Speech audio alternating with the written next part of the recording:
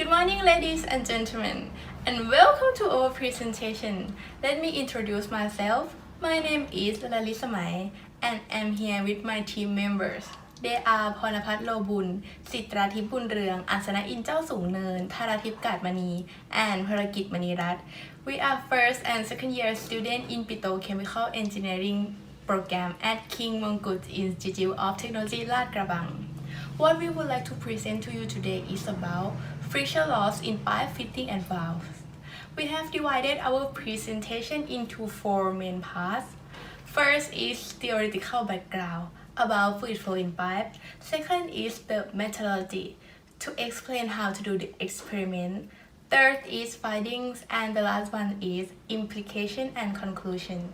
The purposes of the presentation are to find friction loss coefficient and link to the industry. Are you wonder how it connected? I hope at the end you can find all of answer. Let's start. Theory in experiment. First of all, the definition of fluid is substance tend to flow or conform to the outline of its container, such as liquid and gas. In our experiment, we use water as our fluid. Continue with the definition of fluid flow, which is the movement of fluid from one point to another point by external force, whether from mechanical equipment, gravitational force, or pressure. Type of fluid flow. Laminar flow is defined as a type of flow which the fluid particle move along well-defined streamline. In contrast with turbulent flow, which is the type of flow with that fluid move in a zigzag path. The flow in our experiment is considered as a turbulent flow. To design fluid system, we have to consider about mechanical energy, the transformation of energy into heat and mechanical energy causing bad flow resistance. In the system that fluid is incompressible and flow is steady, this is the equation that we used, where P is pressure of fluid, ρ is fluid density, and EF is friction loss. For flowing in pipe, the flow resistance occurs between the pipe's surface and fluid, leading to mechanical loss, and then the mechanical loss can be generated by several factors such as the sharp reduction, the flow passing through the joint and valve, and in the rough pipe surface. The loss caused by flowing through the joint and valve usually has effect less than the sharp reduction. However, if the system consists of many joints and valves, this kind of loss would be larger than friction loss. The loss occurring by flowing through the joints and valves can be calculated by this equation, where Kf is friction loss coefficient and V1 is velocity of fluid before entering joint and valves, and this equation can be used with the third equation. And this is the end of theory. Let's move on to the methodology. As you can see here, this is the overall fluid flow experiment apparatus. There are different types of pipe and valve. Step 1. Define the boundary condition of the system. I review the related equation in this experiment. The left square is the boundary of the system. We focus on the system inside left square. This is flow valve and this is gate valve. Next, measure diameter of pipe and valve. This is vernier caliper. It is used to measure diameter to determine the cross-section area of pipe and valve and find velocity of fluid. Step 3. Close all valve and open only instated valve. Adjust the rotational speed pump at 1000 rounds per minute.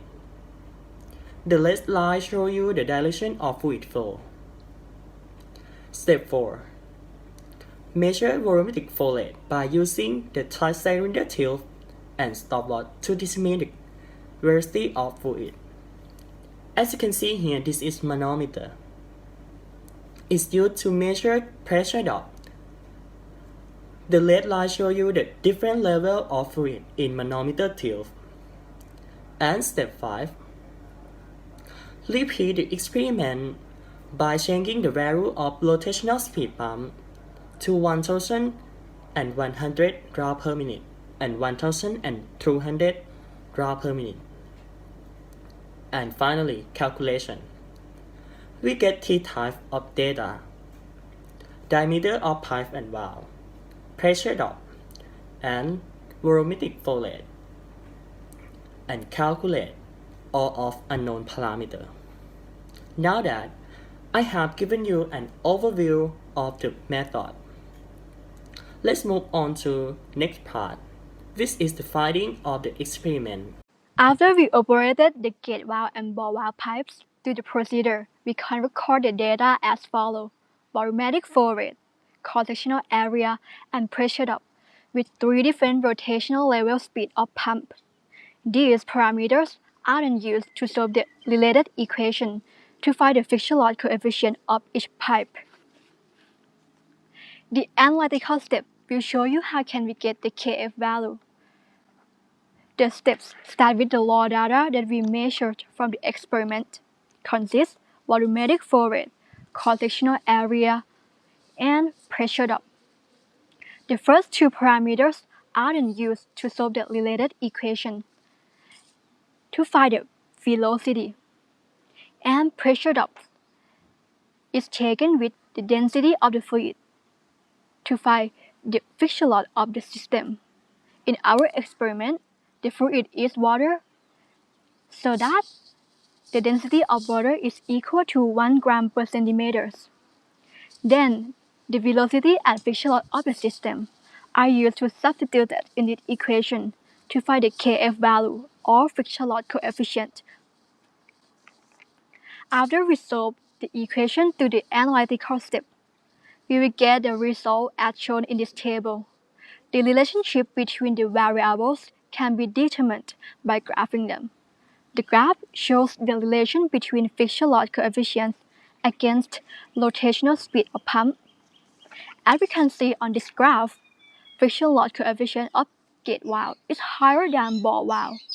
We can say that the friction loss coefficient is depend on the difference of valve characteristics.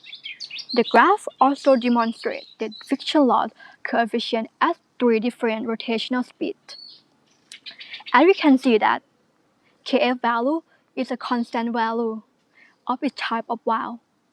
And we can see on the graph that KF value are slightly deviate from each other. This due to the error of the result.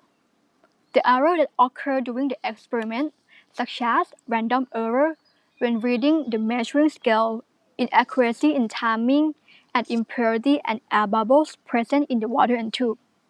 And it is a part of finding of this experiment. In the experiment, we can calculate the total friction loss coefficient, and pressure drop in pipe, joints, and valve. And why we have to calculate it? From the experiment, we study about the value of pressure drop and friction loss for use that value as the condition to apply in the action using. For example, the different type of valves, we have to ensure the proper application and proper use in each type valve during design operation, such as the gate valve or glove valves. They are suitable for the several applications and most often used in the industrial piping, or the ball valve that is widely used in the piping system in the household or the building. And the next one is the type of pipe. We have to select the type of pipe or type material which is proper to the characteristic of usability, such as the plastic pipe that for flow the water or solution that contain with the water, or the steel pipe and G9 pipe that is for flow the liquid or gas under high pressure. And the next one is the pump size. We can calculate the power required from the equation, so we can choose the pump size which is suitable to the system, such as the pump 400 and 800 watt for use in the household or the building. And the centrifugal pump that using in the factory or the power plant. And the next one is the piping design. In the industrial sector, the pipe, joint, and valve are the important part in the factory that is designed installed properly to the usability and the cost of factory. And let's bring the presentation close to the end. Let me briefly summarize our presentation. We do experiment to study about the fluid flow in pipe, joint, and valve. We can calculate the friction loss coefficient, and pressure drop in the system, and use that value as the condition to select the equipment and use in the e-design and operation, which is proper to the usability. I hope you enjoyed this video and thank you for your attention.